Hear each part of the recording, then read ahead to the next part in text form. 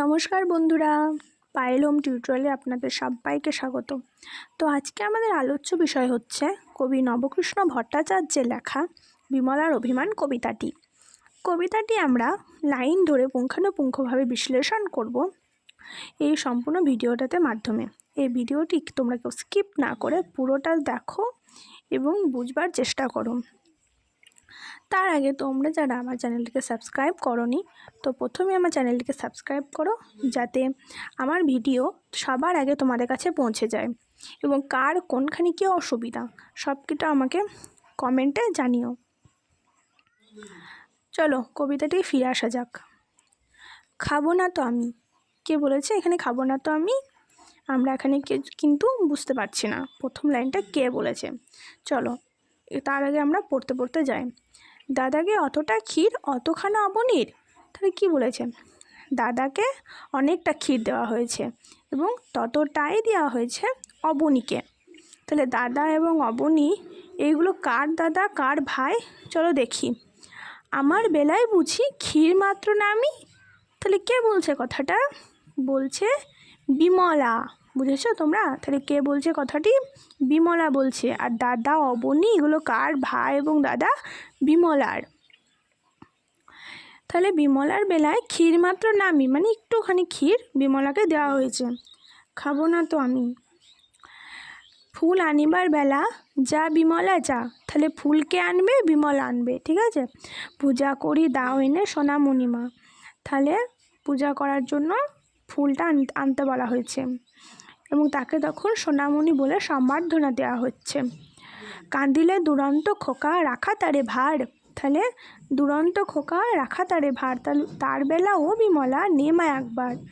তাহলে তখন একটা দুরন্ত খোকা কাঁদছে এবং সেই খোকাটাকে বিমলাকে ধরতে বলা হচ্ছে। ছাগলেতে নোটে গাছ খেলেছে মুড়িয়ে, জামা একবার গিয়ে দে তোমা তাড়িয়ে। তাহলে কি বলেছে? তাহলে ছাগলেতে নোটে গাছ মুড়িয়ে খেছে, তখন বিমলাকে তাড়াইতে যেতে বলা হচ্ছে। দাদা বসে আছে খেতে দাও তোমার নুন, তাহলে দাদা খেতে বসেছে, সে নুনটাকেও বিমলাকে দেওয়া করাচ্ছে। পানটা যে বড় ঝাল দেমা এনে চুন, তাহলে পানটা ঝাল হয়েছে তার জন্য চুনটা কাকে আনা করেছে? সেই বিমলাকেই আনা করাচ্ছে। তাহলে ঘরের সমস্ত কাজ দেখছি আমরা এখানে বিমলাকে দিয়ে করাচ্ছে, ঠিক আছে। এবং তার বেলা তখন কি দিচ্ছে? একটুখানি ক্ষীর দেওয়া হচ্ছে দাদা এবং অবনীর তুলনায়। তাহলে দাদা এবং অবনী কিন্তু ঘরের কোনো কাজই করছে না, কে করছে? বিমলা করছে। যার যত ফরমাস সব তুমি করো, তাতে তুমি বিমলাটি বাঁচো আর মরো। তাহলে কী বলেছে? ঘরে যার যত ফরমাস সব কিন্তু বিমলা করছে।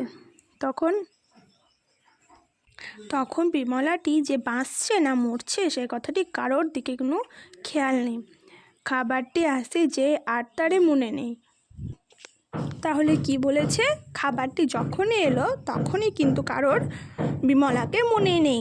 হ্যাঁ, তখন তার বেলা কাকে মনে আছে? রামু, রাধু, মাধু, রামি, বামি, শ্যামি, তখন এদেরকে মনে আছে। তখন কি বলেছে বিমলা? খাবো না তো আমি। তাহলে তখন বিমলা কেন খাবে? দাদা বড়, বেশি বেশি খাবে দাদা, তাহলে দাদা বড় বলে দাদা বেশি বেশি খাবে। কি জন্য খাবে?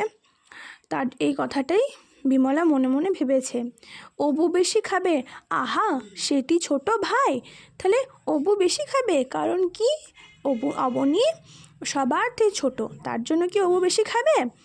দুধারে সোনার চূড়ো মেঝেতে ছায়ের নুড়ো।